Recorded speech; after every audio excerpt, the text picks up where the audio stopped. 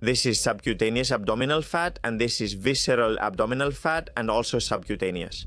The second one is more dangerous, but you can eliminate it by following my instructions in this video. The risks associated with excessive visceral fat accumulation are enormous. And most of the time, it's a silent killer because it's not as obvious as in the image you just saw. You can look thin and still have visceral fat. Getting rid of it isn't easy, but after analyzing the latest evidence, I want to bring you all the shortcuts that science can offer you. Imagine putting all your efforts into reducing your risk of cancer, type 2 diabetes, and cardiovascular disease with manageable changes. Here's what you'll learn today. Is there a better investment? I'm Dr. Borja Bandera, an endocrinology and nutrition specialist, here to help you lower visceral fat. Visceral fat is the accumulation of fat that occurs inside your abdominal cavity, surrounding and infiltrating internal organs like the liver, pancreas, intestines, or kidneys. The abdominal muscles form the wall that separates subcutaneous fat from visceral fat. When someone talks about having abdominal fat, they usually mean subcutaneous fat, the visible kind, often forgetting about visceral fat. We say it's harmful because it acts as a harmful endocrine organ since it produces inflammatory substances that drain directly to the portal vein, passing to the liver and then into the systemic circulation. The result, greater risk of illness. Excess visceral fat is the main driver of insulin resistance, chronic inflammation, and metabolic syndrome. We can say it's a true metabolic poison. As I mentioned, you can have a normal body mass index and weight, but still carry excess visceral fat, which significantly raises your cardiovascular risk. Imaging studies show visceral fat increases cardiovascular disease risk more than subcutaneous fat. And why is it that reducing visceral fat is more effective at lowering cardiovascular risk than reducing subcutaneous fat?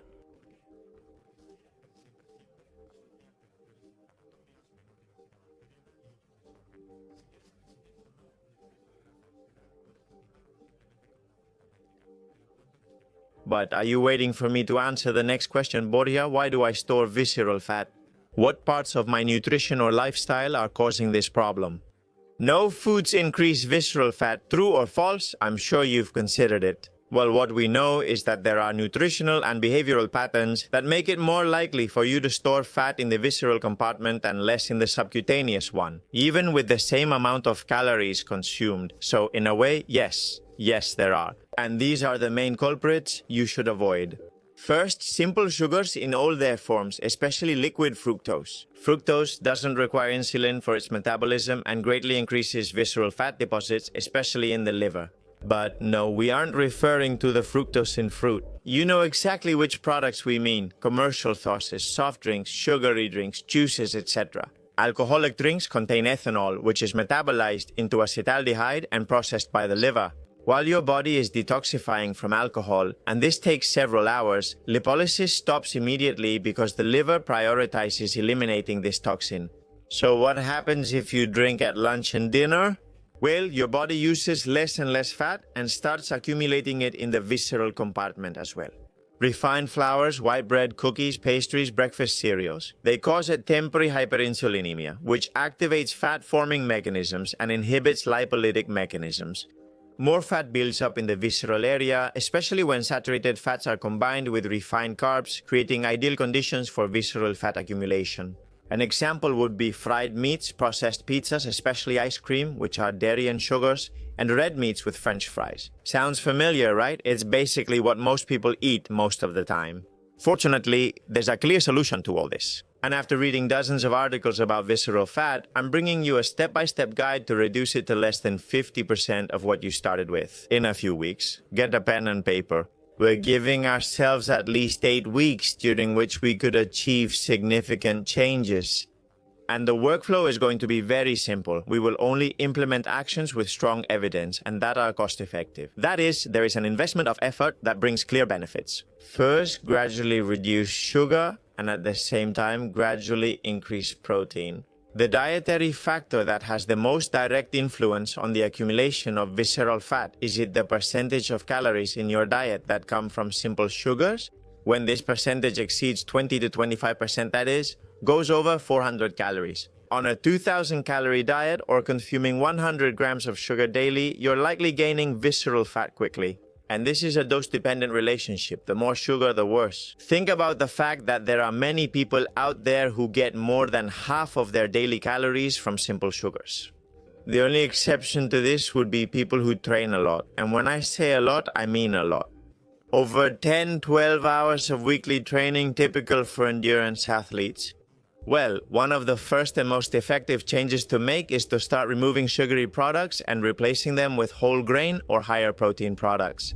Why? Because we know that increasing dietary protein to at least 1.3 grams per kilogram of body weight per day significantly reduces visceral fat. In adults, including older men with functional limitations, there are thousands of basic examples of how to do this. So, for a snack, you have sugary granola bars, you switch them for homemade protein bars. Are you a big ice cream eater because you love it? You switch it for protein yogurt, ice cream with berries, which you can make in literally 2 minutes. You need a sugary yogurt to end your meal, otherwise it feels incomplete. Now you replace it with a protein yogurt. Instead of fruit juice, you eat 2 whole pieces of your favorite fruit. In the end, these things will create a compounding effect, and in 3 or 4 weeks, you'll already be seeing results.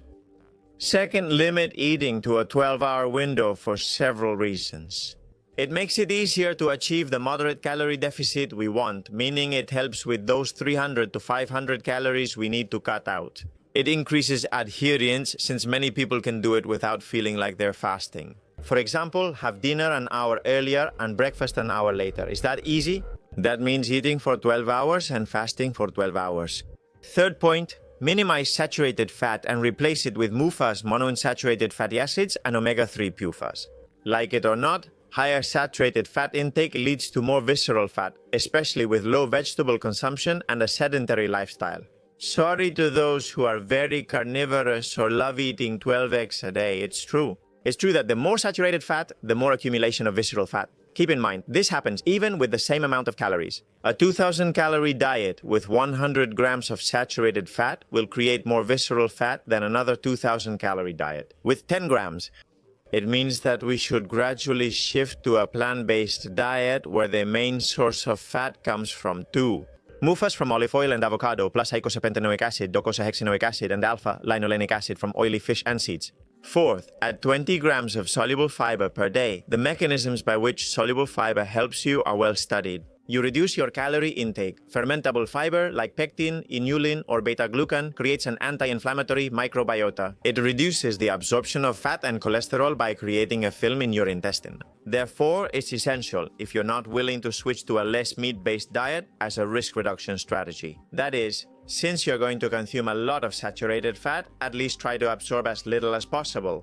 Most people get less than 15 grams of soluble fiber daily. What should you do? Eat whole fruit, add flax or chia seeds to yogurt, and a pinch of psyllium to your smoothie. With this, you will have already achieved the 5th step. High-intensity interval training. We can say 15 minutes, 3 days a week. That's enough. You can't target visceral fat with specific exercises, so don't overdo ab workouts. The neuroendocrine state caused by high-intensity exercise seems to attack it more directly. Why? Catecholamines mobilize more visceral than subcutaneous fat, as shown in a 2024 study. It's something you can do even if there's obesity and overweight. Why? Because you can row, use the elliptical, ride a bike. It doesn't matter. You don't have to do it just by running. And start simple. 5 sets of 1 minute working hard above 80% of your maximum heart rate, followed by 2 minutes of very light recovery. Sixth, there are many useful supplements. There are many interesting supplements when we talk about visceral fat, but today I'm going to talk to you about berberine. For example, in a recent study on metabolic syndrome, which is always linked to visceral fat, berberine performed well. It improves fasting glucose, lowers triglycerides and waist size, and has a good safety profile. That's what they saw in this recent clinical trial. 7th and last, for some reason I saved it for the end. Useful medications. Pharmacology is the last step and is always subject to proper indication, absence of contraindications, and prescription by the appropriate physician. If useful, effective, and safe medications exist, why not use them when appropriate? Of all available options, glucagon-like peptide 1 receptor analogs work best. Both semaglutide and liraglutide, as well as tirzepatide, have been shown to reduce the amount of visceral fat. with standardized mean differences ranging between minus 0.55 and minus 0.59 kilograms, compared to placebo or active treatments, and with consistent effects across different patient subgroups. In addition, they seem effective on visceral fat in the heart, so here are the recommendations. But if you want to keep learning about new ways to fight visceral fat, I recommend this other video. But please, try to put the tips from this video into practice. See you in the next one. Big hug. Keep empowering yourself.